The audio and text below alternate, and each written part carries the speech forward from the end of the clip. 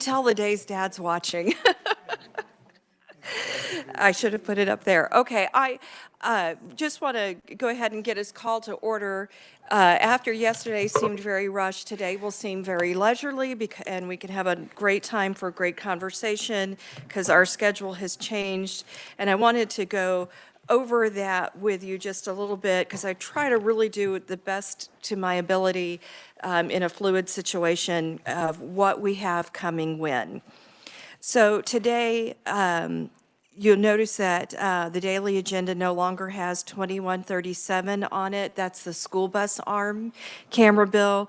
Some folks wanted to a little bit more time to work on that bill. So right now, unless there's something that I think comes up that's more compelling, and I kind of doubt that, that bill will be rescheduled for the 17th, just so you can plan accordingly. Wednesday, there's no action on 2103. We are going to take action on it, but there was a desire to circle back with stakeholders and see if there were changes they wanted to make. So I wanted to allow them time to do that. Thursday, there are no changes. And Friday, you're going to really love. Jason and I have appropriations all day long. So we will not be meeting on Friday. You guys are funny. And bring popcorn, it's kind of worth it. It is a show. Thank you, Mark, Representative Schreiber. And please thank your wife for coming, making the trip yesterday, and I hope she gets a new appreciation of what your life like is under the dome. But the bad news is that means that what we were going to do on Friday gets dropped into other days next week. But I think I've put things in a place that will allow us to have a reasonable amount of conversation on the things that we would like to talk about. But if you're behind on your work, today will probably be very quick, and we will get going. I am going to open the hearing on HB 2102, and no, do we have any individual bill introductions? Correct, thank you. All right. You have a fiscal note for this, and basically the bottom line is that this basically has no fiscal effect on the operations on the Department of Education. So now we will turn it over to our reviser, Jason, to tell us about the bill.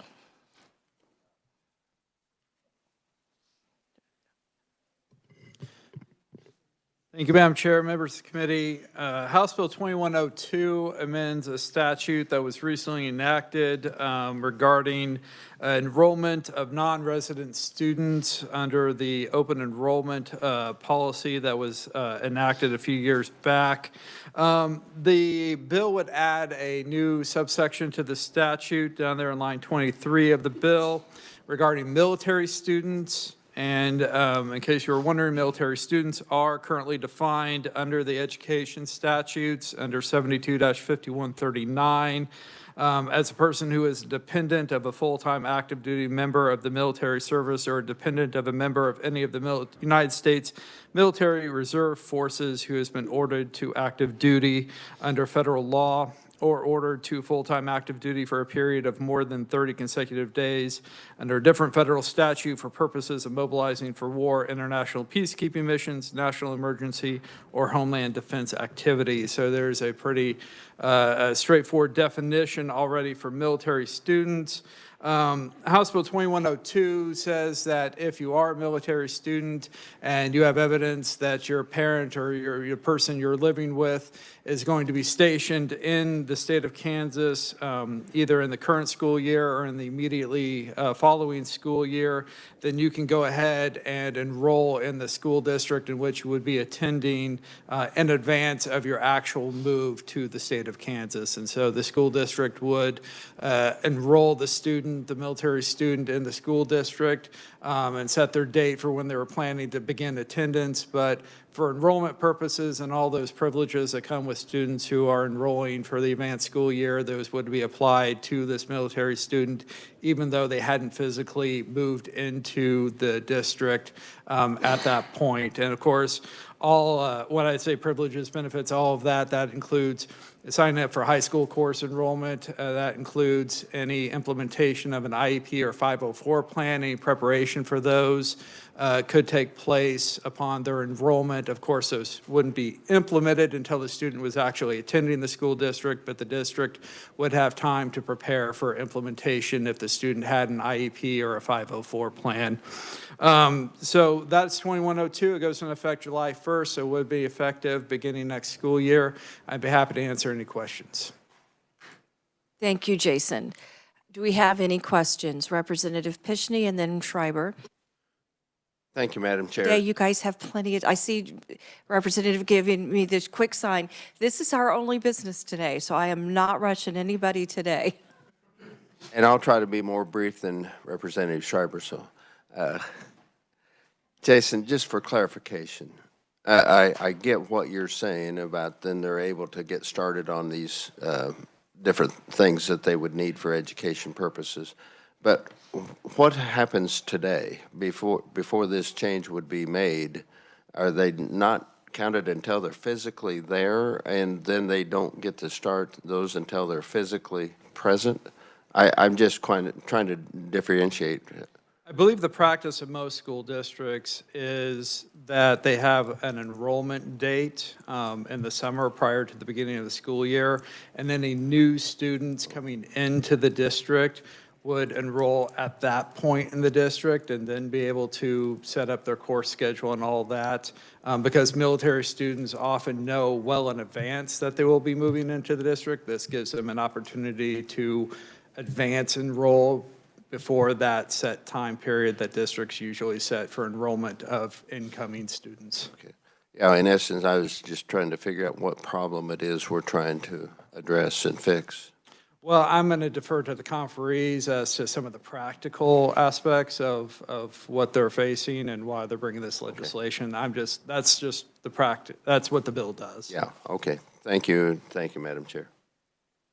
You're welcome. Representative Schreiber. Thank you, Madam Chair. You know, I've always admired the capabilities of my friend from Garden City, and he asked the same question I was going to ask. So thank you. Any other questions for Jason? Dr. Harwood, I can't remember if you're a conferee. I don't think you are. Jason, you're welcome to sit down. Would you like to address what the normal practice is and whether or not this would make processes easier for school districts? Madam Chair, thank you, Frank Harwood, Deputy Commissioner for the Kansas Department of Education. So some of this, it can vary by school district because school districts will, they have the ability to do that. So what the revisor talked about, some districts do have a day in the summer, usually in July, where they start doing all that enrollment. Typically for high school, you start the enrollment the year before. I mean, every district I've been in, as soon as we know that you're going to be there, we start doing the process. So most enrollment, a lot of it's happening online and starts in the spring already. The only issue that I could see some districts will be having is that knowing the address, because in some regards that would determine whether you're eligible to enroll. I guess what this would do, because it's in the open enrollment statute, that that military student could apply for open enrollment even if they didn't know what district they were going to be in. That's going to be a little bit confusing later on when you figure out exactly where they are living. So I think that would be the only real change, would be a district may say, well, as soon as you can tell us where you're living, then we'll let you enroll. This just says as soon as they have orders to do that. Now, even with open enrollment, if the district does not have capacity, now military students don't have to go through the lottery if there is capacity, but if there is not capacity, then a district still would not let them enroll until they were at a residence within the district, because they would be denied under an open enrollment because there wasn't capacity. So some of those would still get up, and so I can see where there could be some confusion with, well, this says I can do this, it's a little bit, here's this other part, but that is not, that's not new confusion. That happens all the time whenever a realtor tells somebody that you live in this school district, but you really don't. So. Thank you very much. Would anybody like to ask Dr. Harwood questions while he's here? Seeing none, we'll let you have a seat. Thank you. We will move right into testimony. And Representative Poskins, go ahead.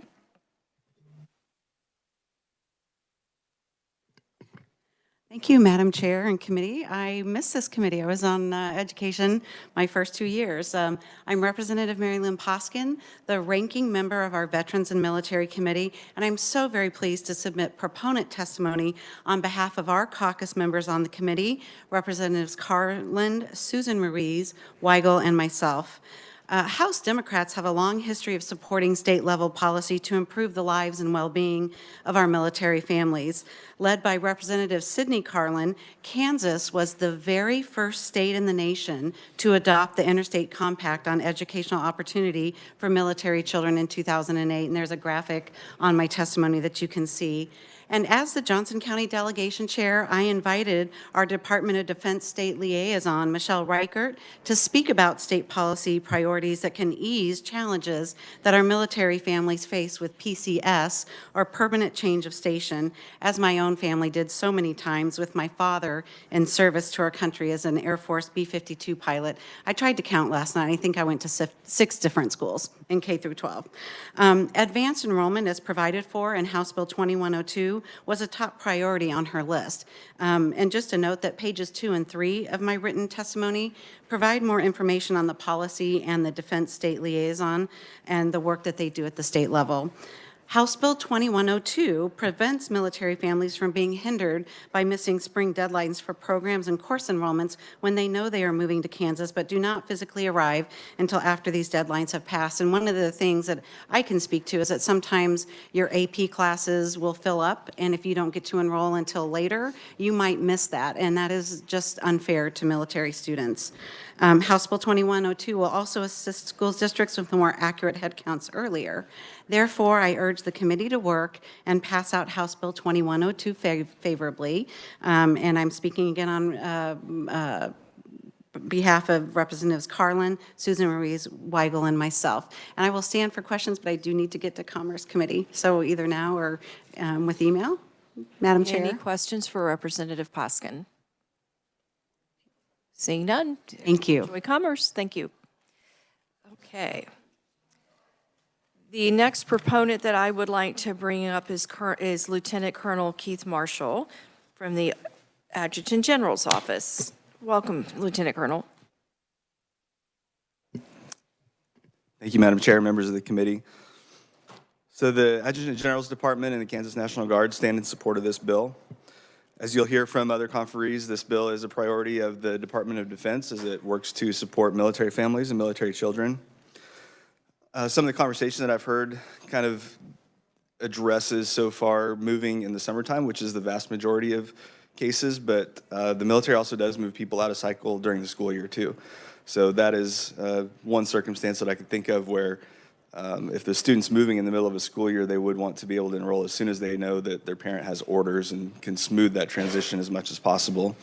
We as National Guardsmen obviously don't typically move as much as our active duty counterparts do, but we do move on occasion. I've done 9 permanent change of station moves since I joined the Kansas National Guard in 2007, and some of those have been in the middle of school years also. So we stand in support of this bill for National Guard families, but also all military families. It's just a good thing for our children when they move.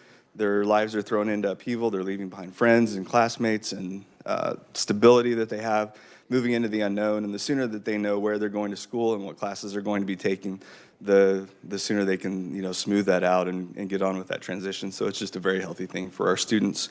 So I just thank you for the opportunity to testify, Madam Chair, and I'll stand for questions at the appropriate time. Thank you. Questions for Lieutenant Colonel Marshall? Okay, so we have time today and you guys have no questions? You guys ask interesting questions. I love learning from your questions. So Representative Getz. Sometimes it just takes one question and everybody wants to get involved.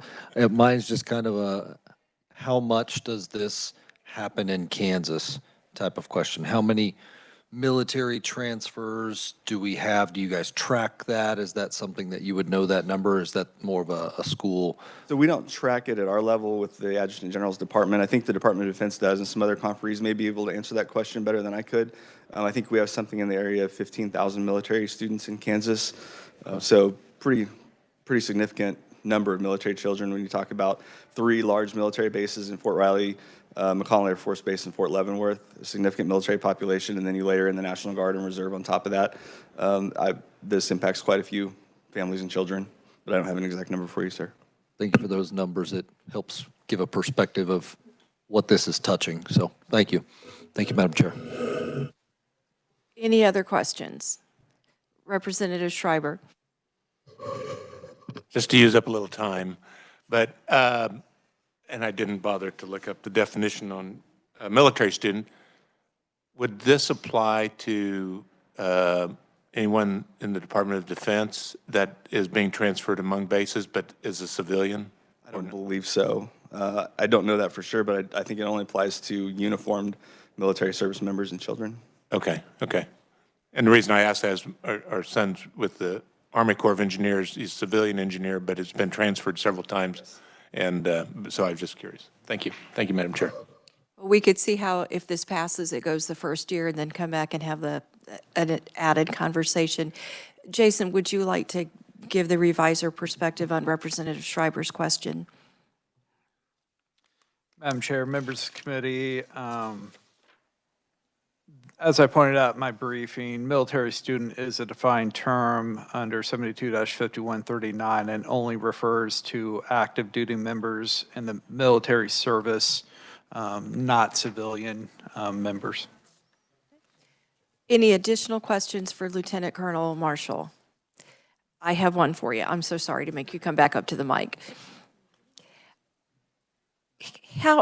How imperative do you believe that this is for recruitment and retention? So we often say that we recruit individuals and we retain families. So if the family is not satisfied with the experience that they have overall, then the service member is probably not going to stay in. So we have to pay attention to things like these that impact the lives of family members and children if we want to maintain high retention rates, ma'am. Okay, and then to clarify, you think it's critical, the position is it's critically important to allow that enrollment before there's an address. Yes, ma'am. And that's the solution that we're looking for. I don't know that it's a perfect solution necessarily, but I think it's moving us in the right direction, especially when you consider oftentimes when military families move, they don't have a permanent address. They could live in, a hotel on base for a month or two while they're looking for a house. So if they're able to move as soon as they have orders and get their kids enrolled in school, that just helps the family stability. Thank you. And you and I have been working privately on an opposite problem. We have a Kansas military student who wants to figure out how to stay, even though they're no longer in Kansas. So if you have time to stay and I could visit with you afterwards, that would be fantastic. Sounds great. Thank you. All right. Thank you. Our next proponent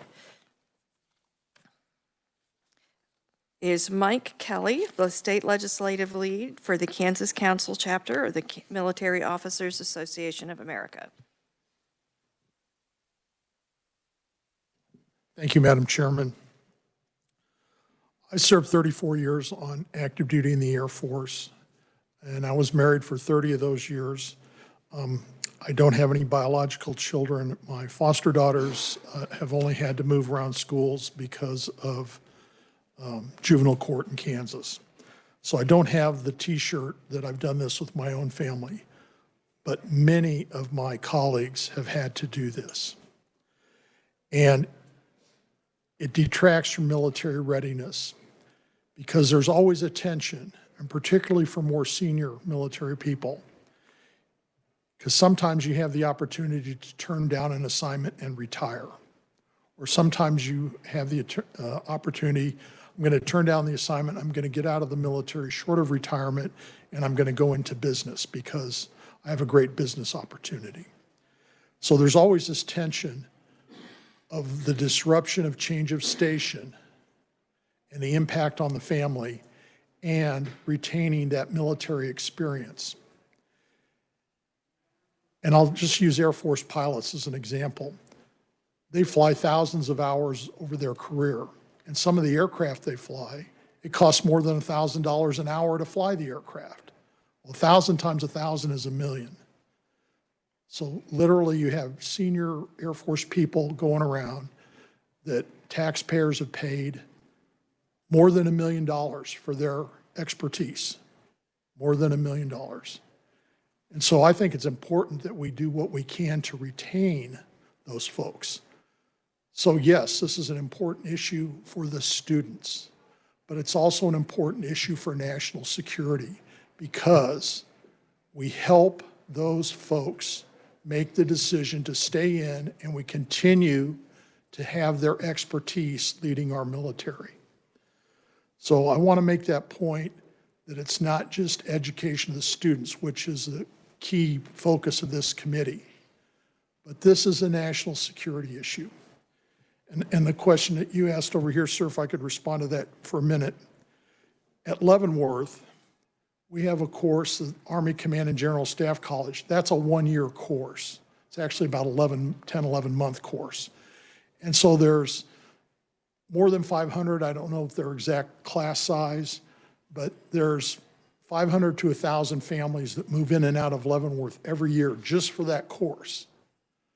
Now, the rest of the garrison's probably moving on a 3 or 4 year cycle. But that course, 500 or more families every year moving in and out of the Leavenworth area. So I think that's School District 207 has a key interest in this sort of legislation. So it's a big deal. And the school districts around our other military installations have similar turnover. You're going to hear from another conferee. Her name is Michelle Rickert. And Michelle is an employee of the Department of Defense. And I'm going to say a little bit about her background. Her husband just retired from the Air Force last year. And I think she was married for about 16 or 18 years of his military experience. She's had to move with her children several times. So she's got the T-shirt. So you can ask her, what experiences have you had getting your kids enrolled in a new school district? And she can tell you exactly what has happened. One story I can tell of a friend of mine is he was getting transferred from the Pentagon to Maxwell Air Force Base, Alabama. He wanted to get his kids who were gifted into a gifted program. He had to take leave, fly down there, spend a couple of days interviewing, and then subsequently his child did not get enrolled in the program. But we lost him in the office when it was a very busy time in our office at the Pentagon. Of course, we're pushing papers. It's not like people that are on the front lines. But, you know, Congress is our customer in Washington, and so, you know, when they say they want to know something right away, if you have less people to work it, it's harder. And we lost him for a few days because he was taking care of his family, and he had every right to do so. So I'm not criticizing him. But that's a sort of problem that you have, is that you have to take time away from military duties to attend to these administrative enrollment issues. And if we can reduce that hurdle or even eliminate it in Kansas, that'd be great.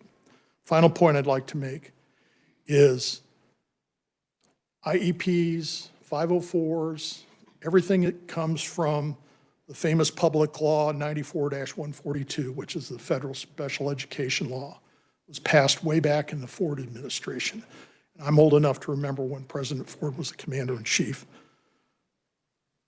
We need to make sure that if the student has got that service that's been determined by the losing school district, that transfers to the new school district, which isn't to say that they can't reassess and say, you know, maybe the student's improved and they don't need that particular service anymore.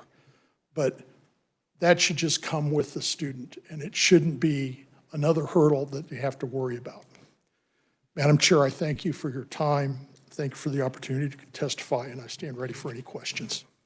Well, thank you for your service, and I will open with questions. Do we have questions? Seeing none, thank you very much. I appreciate you taking the time to be here today. You mentioned Michelle Rickard, and she is with us online, and I am going to Michelle, and then we have another online proponent, Tara Fields, and we will go to her afterwards.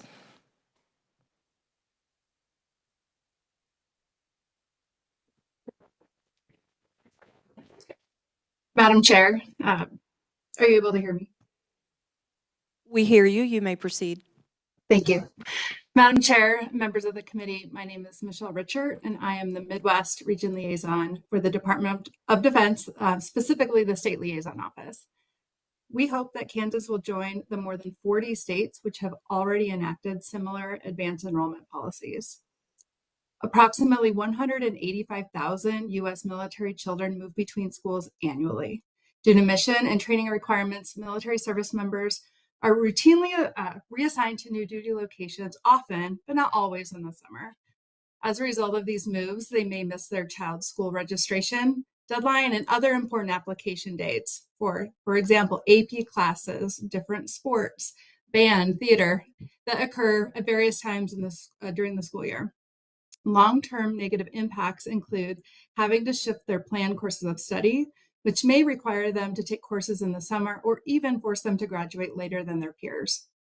Service members typically receive military orders detailing their upcoming assignment 30 days to 6 months prior to their move, allowing the military families to enroll their children, to include children with special education needs, register for classes, and apply for those specialized programs at the same time as their peers prior to physically arriving in their location will help facilitate their uninterrupted educational progress and the smooth integration into their communities. This can further relieve unneeded stress during their transition between locations.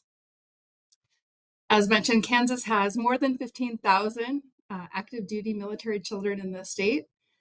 Kansas is in a unique position to have a positive effect on the educational experiences of military children and their families. And while Guard and Reserve service members do not typically move as often, this policy will also positively impact these families when they do. Our intent of this policy is not to offer an advantage or priority over other students, but simply provide military families access to educational programs and courses at the same time as their in-state peers.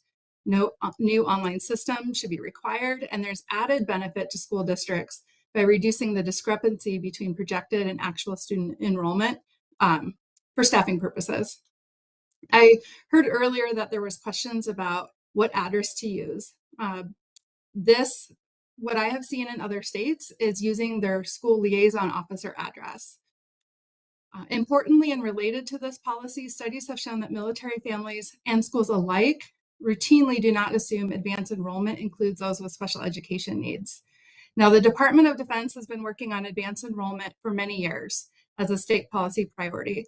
But last year, we added special education into that. And one of our new priorities is tweaking the existing advanced enrollment policies in those 40 states to include language that those with special education needs are included. We hope that this can be included in this bill as well. A Partners in Promise study found that only 16% of respondents with special education needs have ever been able to advance enroll their student, despite their state having advanced enrollment policies. Of those who have never used advanced enrollment, 78% were told because it was not an option.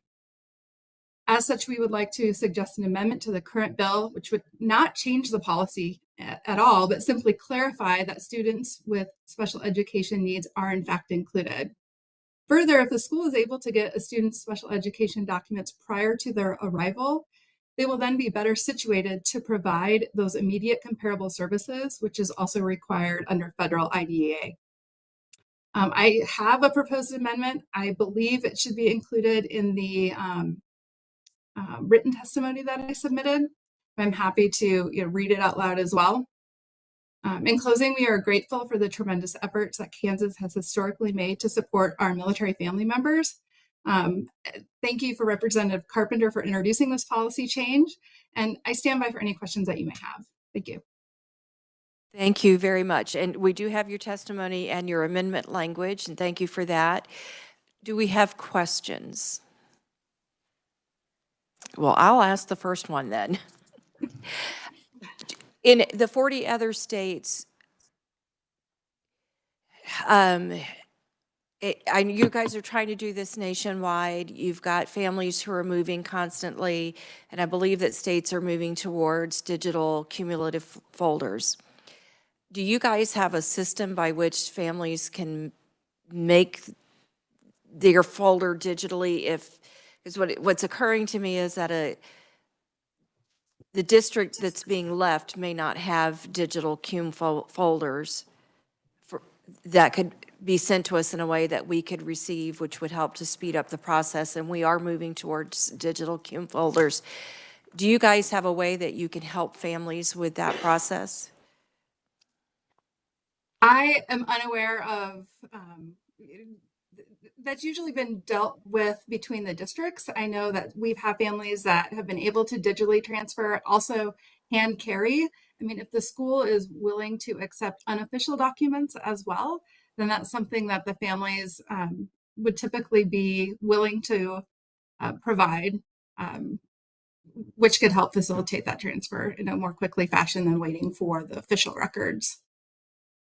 Okay, thank you very much. And Representative Steele. Thank you, Madam Chair. So when we're talking admission to, well, first I just want to say I support this bill. I just have some questions on clarity. When you go to be admitted into a school, you have to sign releases, especially when we're talking about 504 and IEP plans.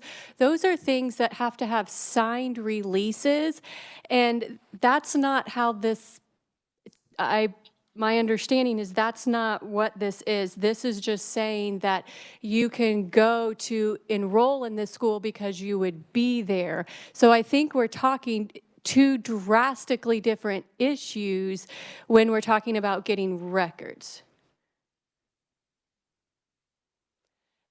I mean, schools will, I work in administration in a school, so we can accept parent copies, we do that all the time, but to actually get the true IEP, especially with out-of-state students, there's got to be releases.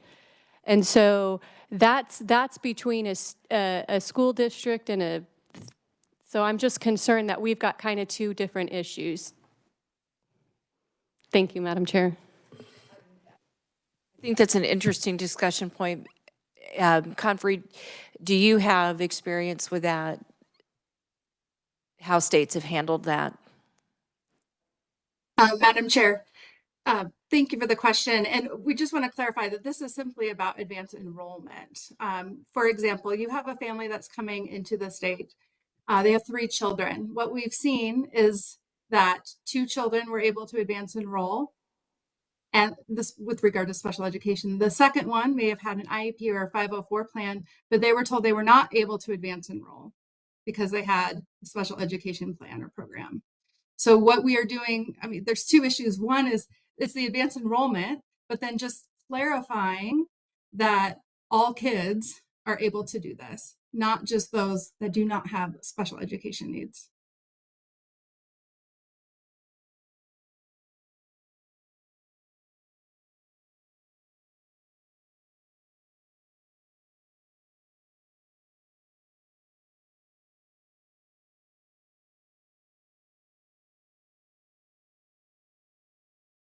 Dr. Harwood, let's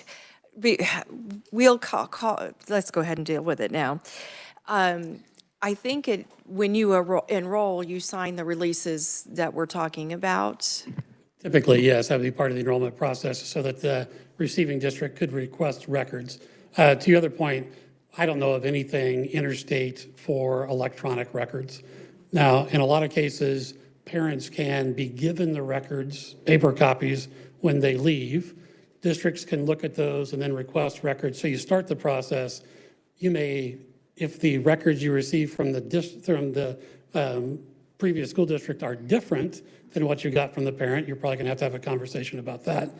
To the point about, I mean, the way I read the language of the bill, and the revisor can correct me if I'm wrong, it says all parents or all students. If you denied a student because of an IEP, under other state and federal laws, that would be a discriminatory practice. So based on the way everything else works in Kansas, I don't think that that is necessary language. Doesn't necessarily hurt anything, but I mean, it's all students regardless of that. I will say that enrollment of students with IEPs and 504s can take longer because those records sometimes take longer to get through. But getting the process, I mean, most districts would be happy to get that process started sooner so they have everything in place as soon as they can, especially if there are medical issues with it as well. So, but the way I think the bill reads all students now. Thank you very much. We'll go back to our conferee with questions, but I just decided to go ahead and get that addressed so we made sure that we were all on the same page. Representative Brantley and then Chauncey. Thank you, Madam Chair. And I agree with this because when this, and we never would deny a student enrollment, but to clarify their educational plan, the IEP or 504 would need to be official to put that in place. So that would be something to consider, exactly what plan, if we're wanting to further that moment of their education from that point on, they'd have to have those official documents. Thank you, Madam Chair. Thank you. Representative Chauncey got his question answered or withdrew it. Any other questions? Representative McNorton. So back to Dr. Harwood. So what we're doing with this bill is really just getting the process started earlier. It's still going to take the same amount of time when we start talking about all these ifs and ands and IEPs and whatever else, but it's going to let the military family get that process and the school get that started earlier is really what we're talking about. And there's nothing to prohibit districts from doing that now, and I think many districts do. This one just sets up that if your practice is to not do that, to wait till June or July to start that process for military-connected students, you have to start sooner. So that's the change. Thank you. Representative Chauncey, if your question is for the conferee,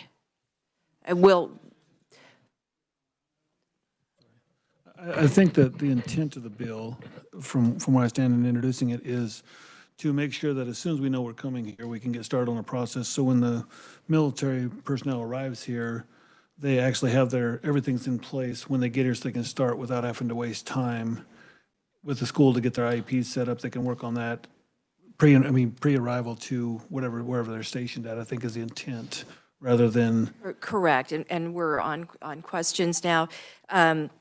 Michelle, thank you so much. I think we're out of questions for you, but I'll give a last chance for questions. And we are going to go next to Tara Fields online, and I think she's going to give you the personal side of a family's experience, if I remember correctly. Tara, go ahead. You may proceed.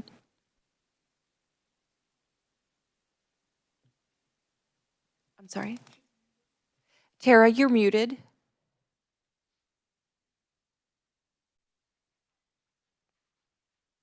Nicole, does it look like she heard me? Tara, you're muted. I don't know if you can hear me, but we can't hear you. Can you hear me now? We can hear you now. Why don't you start all over? Thank you. Okay, yes, ma'am. Madam Chair, and the rest of the committee, my name is Tara Fields, and I'm a clinical social worker, and I own my own private practice there in Kansas. We're located in Abilene, but I am actually sitting here in Kentucky, just outside of Fort Knox, as my husband is active duty. He just promoted to a lieutenant colonel, and we have served the military now for 17 years, and we have 4 beautiful children.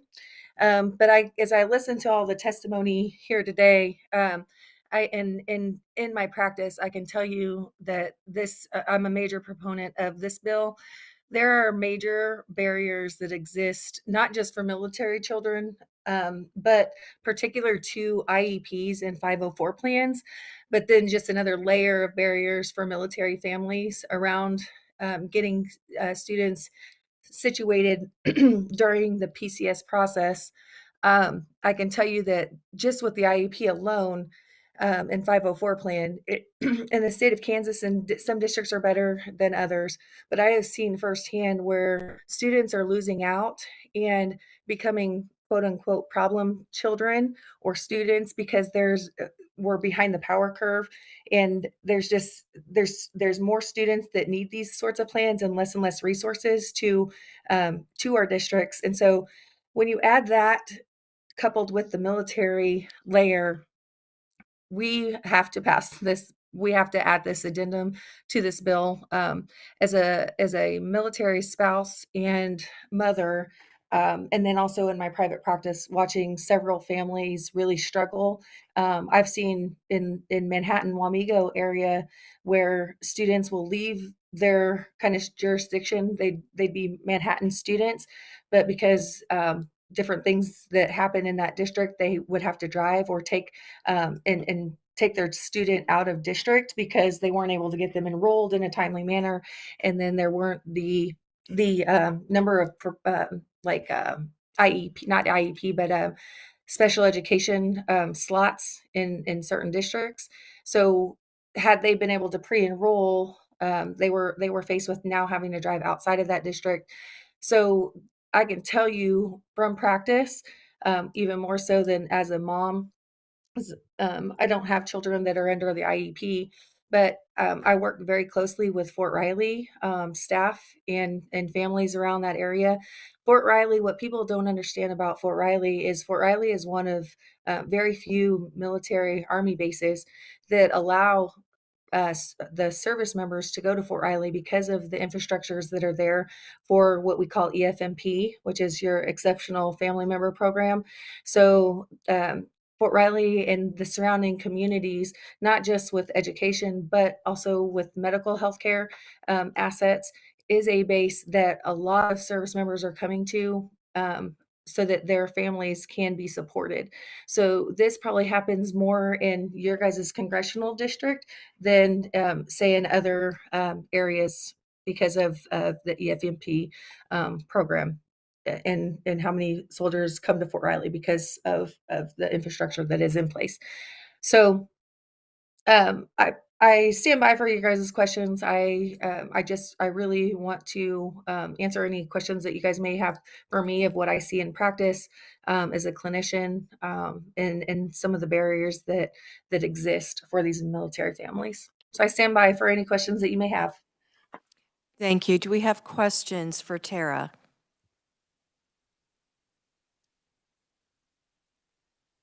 Well, Tara, I'll ask the first one. Yes, ma'am. If you could only change one thing, what do you think is the most important thing to change?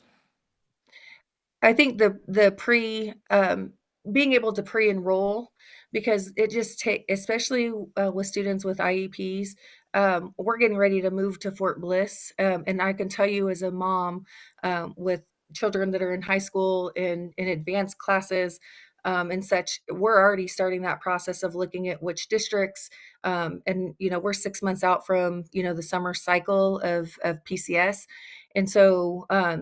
And if my kids had IEPs, I'd be jumping through hoops right now already trying to find a really good SPED program in that area in El Paso. And so we want to be able to eliminate barriers. That's is simply put, is eliminate as many barriers for these families. And I want to echo what several of the military members that are in the room had shared about readiness and keeping our force. It's hard enough recruiting right now, but we need to keep these seniors and military members in the force, and by taking care of their families, that's just one less barrier that they're faced with. Thank you. Any other questions? Tara, thank you so much for your time and the service that your family gives to our country. Appreciate you being here with us today. Yes, ma'am. Thank you for having me. Is there any proponent oral testimony that I have missed? So if you are here to testify and I have not called on you, please stand up. Okay, just double checking. I will call your attention to written proponent testimony from Shannon Kimball and KASB. And that is all that we have today for our hearing. So I will close I'm sorry, did anybody have questions for Dr. Harwood? If he doesn't mind coming back up. And I believe Representative McNorton would like to be first. So a question, and this actually might be for Jason. We're amending the bill for where we're letting kids enroll out of district.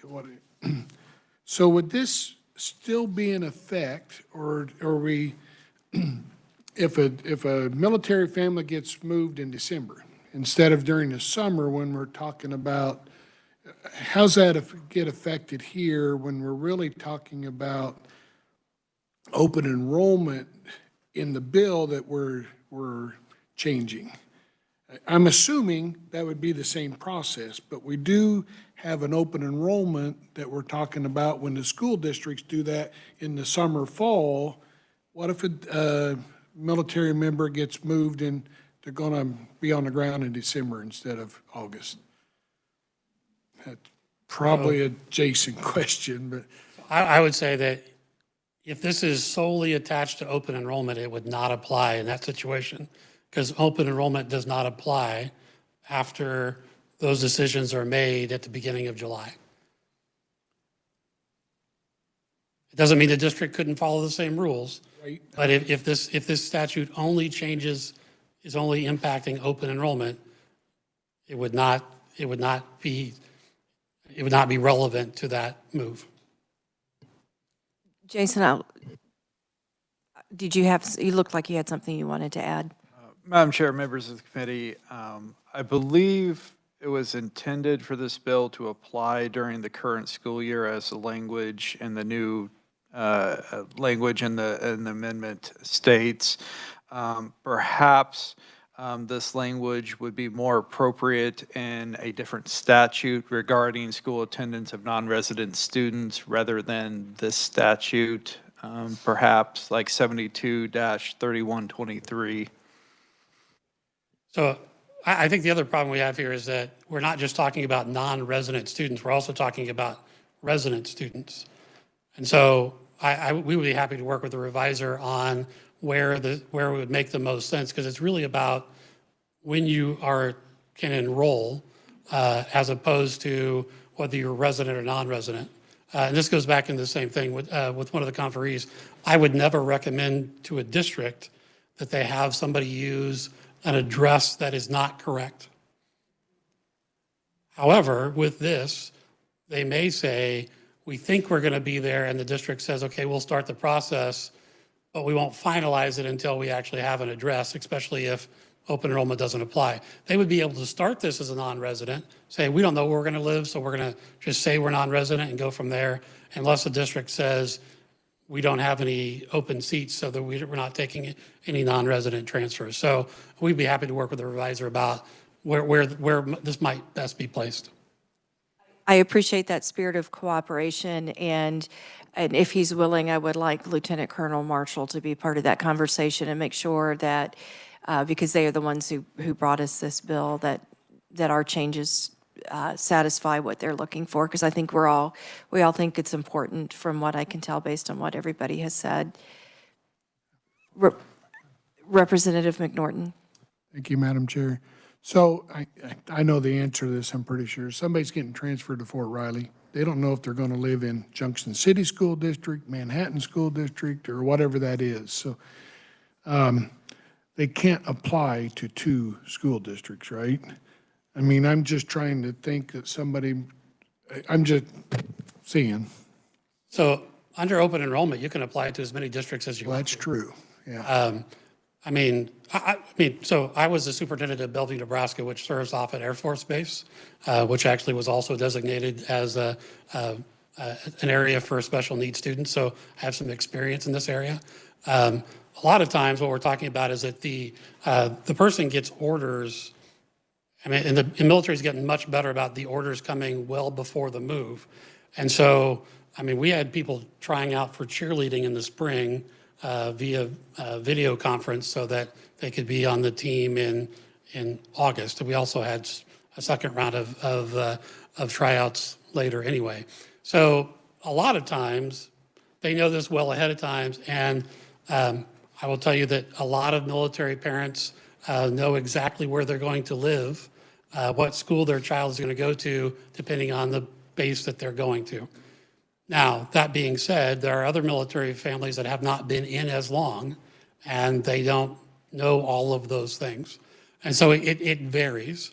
So I think what this was going to be is that if the family can show that they have orders to be in the area, the school district would start to work with them.